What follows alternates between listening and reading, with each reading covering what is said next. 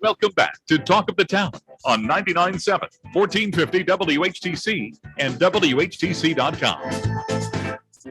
Welcome you back to Talk of the Town for this Friday, December 3rd. I'm Gary Stevens. It is the first Friday of the month, which means in this particular time segment, we catch up with what is going on in our community with the president of the Community Foundation of the Holland, Zeeland Area, Mike Goorhouse. He joins us via the Zoom connection from his offices in downtown Holland. Mike, good morning. Hope all is well with you and everybody at the foundation. Good morning, Gary. Yes, things are well here, and I hope for all your listeners as well. Where the foundation's offices are, you have a good glimpse of the festivities going on in downtown Holland. A lot of people in downtown Holland enjoying the sights. It's a most wonderful time of the year. Yeah, it sure is. Yeah, no, it is. It's a great time of year for lots of things. You kind of go Thanksgiving right in through kind of Christmas and New Year's and, all the different festive times. And so it is a pretty, you feel like you got to try to stay positive this time of year, even with all the things going on in the world, a lot of good things and a lot of things to celebrate and smile about. So the reason why I brought that out is the fact that this time of year, a lot of people's thoughts are towards giving. And we want to talk a little bit about that to begin with, about how people can give and help the Community Foundation. Great time of year to do it. Try to get ready for taxes in 2022. But hey, there might be an ulterior motive about the tax in getting that money, but actually doesn't matter if the bottom line is people are being helped. Hey, right. We'll take the funds. Right, exactly. Yeah, for many, they hear about Giving Tuesday. I mean, that was Tuesday this past Tuesday, and one of those really cool kind of things that's happened in our society over the last decade or so to kind of highlight a day to really think about nonprofits, particularly coming out of what often is some of the biggest shopping days of the year, kind of Black Friday, Small Business Saturday, Cyber Monday. So Giving Tuesday was fun to kind of kick off this giving season, like you mentioned, and for us, when you think about giving, you're entirely right. The statistics and the data shows that people give because they want to make an impact. They want to care about their neighbors. Our thing is, if you're going to give, why not give in a way that is tax smart, tax wise? Then you can give more. So for that, we're very clear. The motivation is about making a difference in your community, caring about your neighbors, and just making this a great place to live. But if you're going to do it, let's just do it as smart as we can, and we can maybe give a little bit more. So there are some interesting opportunities this year for people unique to this moment. So the United States is one of those countries that has a charitable giving incentive. It's one of the hallmarks of our society. But this year in particular, there's a couple things to note. One of the COVID bills, one of the CARES Act provided two opportunities for givers. So if you do not itemize your deductions, there is still an opportunity to get an incentive for giving. For an individual, it's $300. For a couple, for folks married filing jointly, it's $600, and that's above the line, meaning that you can, if you take the standard deduction on your income tax form, you can still actually deduct up to $600 for a couple above the line for giving to any charitable organization, which is great. It's a really nice way to encourage all folks to continue to still be givers, even if you don't itemize your income tax form. The other is there used to be a limit to how much you could give away in terms of tax deductibility. So if you try to give away everything you made in the year, the federal government said, well, you can only deduct 50% of those gifts. And for this year, they've removed that cap. So for individuals, you can give up to 100% of your adjusted gross income and deduct it. It has to be cash gifts, and it has to be direct to charities. It can't go to a private foundation or a donor advised fund or one of those giving vehicles. But it's a really cool moment for those that if you may not need your income, you can be as generous as you'd like to be this year and still get a full deduction for that, which is pretty neat. So a couple others I'll mention. I'm just kind of getting through them fast because you never know who's listening that this may apply to. It may not apply to you, but one of these other ones may apply to you. And that is, if you are 70 and a half or older, and if you have an IRA, you can make a distribution directly from your IRA to a charitable organization and it won't count as income for you. So the nature of an IRA is, as you put funds in during your working years, you weren't paying taxes on those dollars in, but you do pay taxes when you take them out, unless you send it right to charity. So that's the cool opportunity here, is you can send those dollars directly from your IRA to a charitable organization, and it doesn't count as income for you, which allows you to avoid state income taxes, keeps your adjusted gross income lower, and it's a really neat way to support charitable organizations with those dollars. So it's become a really popular gift. If you have any questions about that tool, please reach out to us at the Community Foundation. We're happy to share with you how it works and how you can make a difference using your IRA as a gifting tool. Another one that's important to think about is appreciated assets. So the stock market has, even though the last week or so it's been a little bumpy, for the year is up a lot. And so if you own shares of publicly traded stocks, that it may be tax advantageous for you to gift those shares to charity, and then use the cash that you might have given to that charitable organization to rebuy the shares. The nature, the specific situation here is it allows you to have a higher cost basis when you rebuy the shares. And when you gift a share of stock that's appreciated, you are able to both deduct it from your income tax, but also avoid the capital gains tax that you might have experienced. So we just encourage folks, again, I'm just throwing nuggets out there. If any of this kind of clicks for you, please call us, whether you're going to give to us or another organization. We are happy to kind of help think through what might be helpful. Call your CPA, your accountant, your other financial advisors. But appreciated assets have a unique value in our tax code. And again, I'm telling you this because it allows you to give more. Save someone on taxes and you were planning on giving away $1,000, let's give away $1,200. If you're planning on giving $10,000, let's give away $12,000 and give more to charities. So the last tool I'll mention this year is a little bit less on tax front and a little bit more about keeping things organized. And there's a giving vehicle that I mentioned a few minutes ago called a donor advised fund. It's similar to, if you think about it, like a charitable checking account.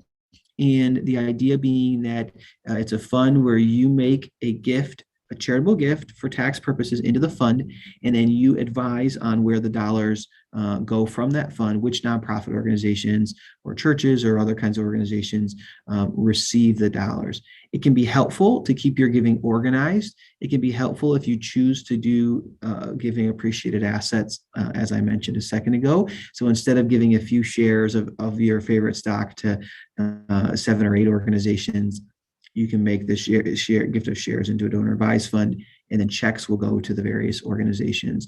But donor advised funds are the fastest growing giving vehicle in our country. They are flexible. They help people stay organized, and they're easy to set up and get going. Often this time of year, people will call us and say, hey, is it too late to set up a donor advised fund?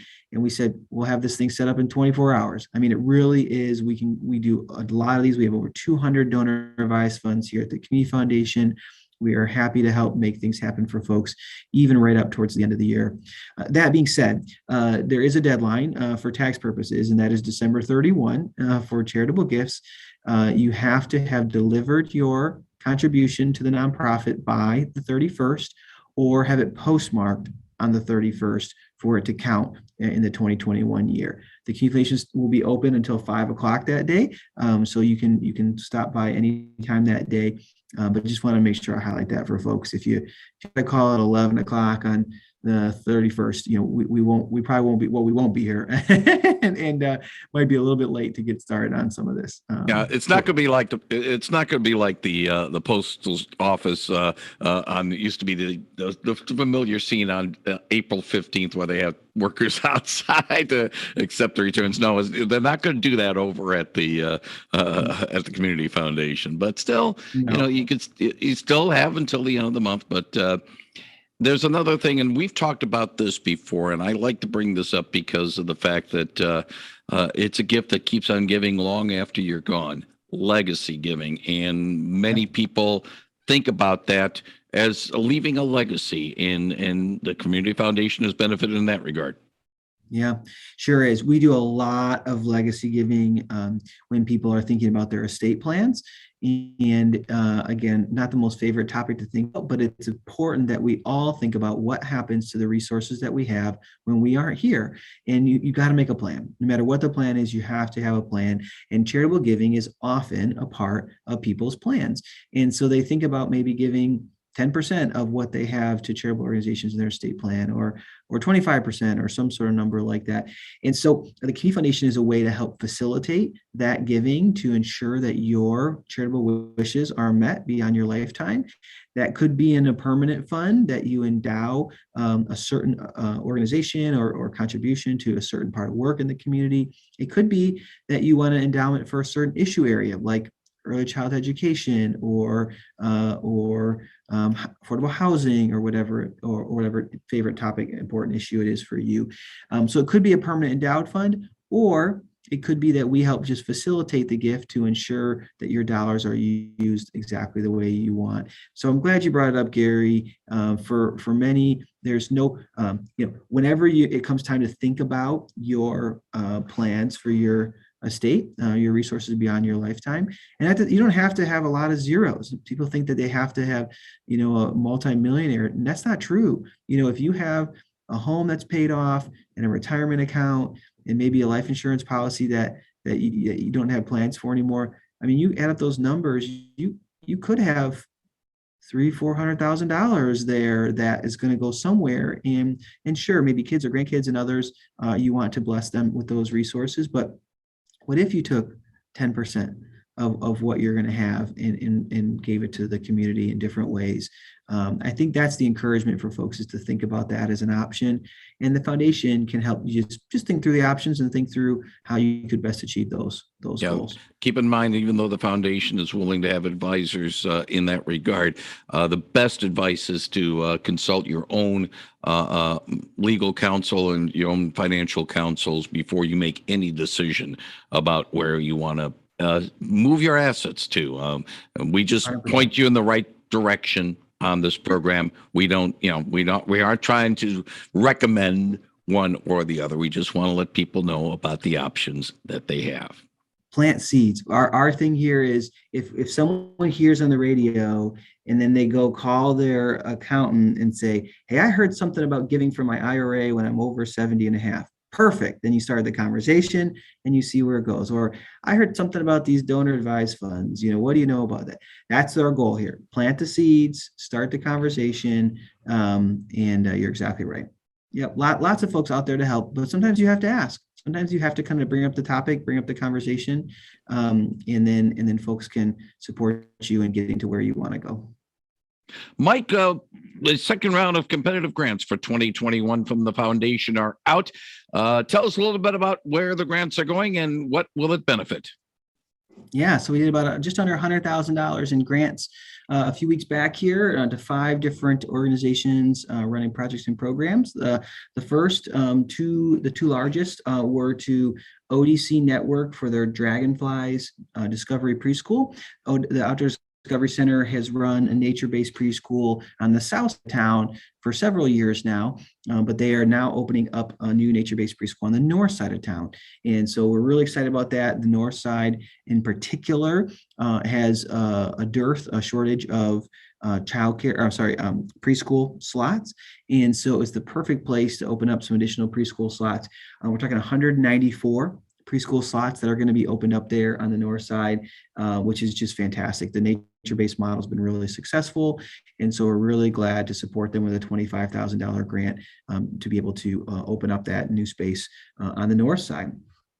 And they are actually already, for those that are interested, they are starting the preschool out of a different facility for this current year, but then their plan is to be open for that next fall. So if you have someone, a 3 or 4 year old next fall for preschool, be looking out for registration. I think their registration is in January. You kind of have to plan ahead. So a really good opportunity there. We also did $25,000 to Reach for Recovery, which was formerly just recently changed their name from OR.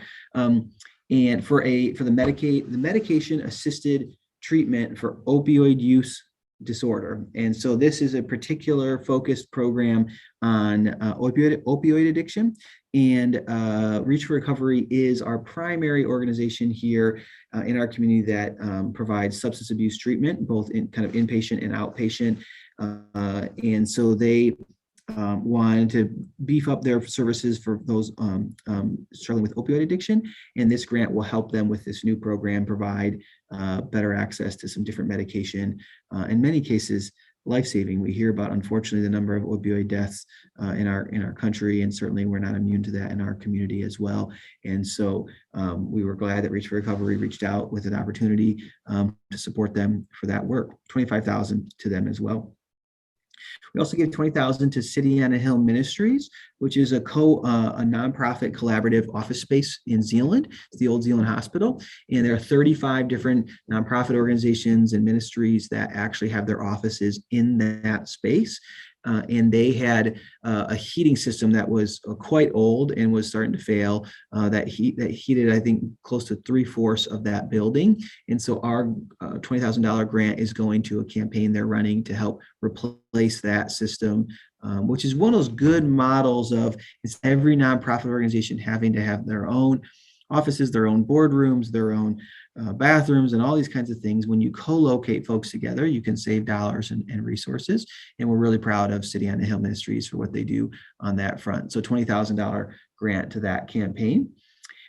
Fourth, we did $17,500 to Escape Ministries for a campaign working on their physical infrastructure of their space, which is their building needed a few different upgrades, security system, reconfigure their entryway, updated furniture for the student. This is an organization that primarily works with individuals who have been suspended or expelled from school, have been involved in gangs, have been involved in the juvenile justice system, and providing after-school programming, alternative school programming for those young people.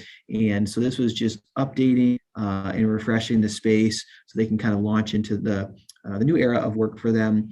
And Escape has been doing some really good work, and we're excited to just help them with that effort to upgrade the space a little bit there. And then another example of upgrading space is Park Theater. So Park Theater downtown provides a space for many community members to participate in various arts programmings, and they applied for a grant, and we gave them just under $11,000 for some work on accessibility in their building, and just to make sure that they all folks could continue to benefit from the building there. So they had some things they wanted to do to grow so twofold. One is increase accessibility to the physical building, and also there was some things they want to do to increase capacity because some of their offerings have been full, and wanted to get more folks in the room. So you have 3 of the 5 this year that were really focused on physical infrastructure, and then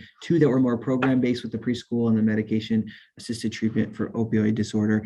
And I'd say that's fairly common. Those are the kind of 2 most primary types of grants that we give, either for program expansion, new programs, or some sort of physical upgrade, infrastructure upgrade. And as you can tell, again, a wide variety of issue areas, ranging from preschool to opioid addiction to co-location space for nonprofits, youth serving organization, arts organization. You kind of have this is the community foundation. I think what I like about this ground is it's a pretty good indication of who the foundation is. We support a wide variety of issue areas in our community, and hopefully continue to make sure that our nonprofits have the resources to serve our community well. So that was our second and final round for the 2021 year.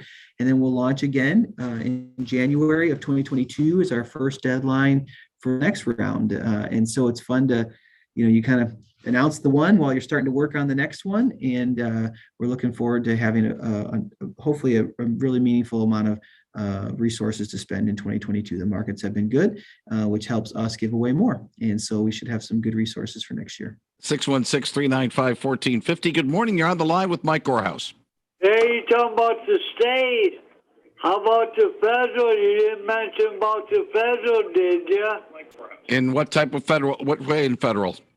Well, he said you had worried about the state mess with you when you donate money, but how about the federal government? All right, we'll see if we can address that on the tax situation as well. Really, a lot of those benefits are more for are just as good in the feds as they are for the state income tax too, isn't it?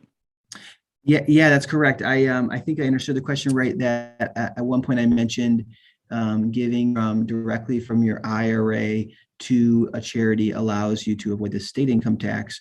I specifically mentioned that one, but it also avoids the federal income tax as well. So I should have named both if I think I understood. Okay, yeah. That just to clarify that type of situation. Yep. Real quick, and I don't know whether or not you can answer it. When you make a determination of what these competitive grants are, do you determine how many grants can be given based on what the money that's available, or do you just say, all right, we're going to make 5 grants, and if we have X amount, we'll split it that way, and if we have 5 grants with Y amount, we'll split it that way? Yeah, no, we do try to dial our strategy to how many resources we have.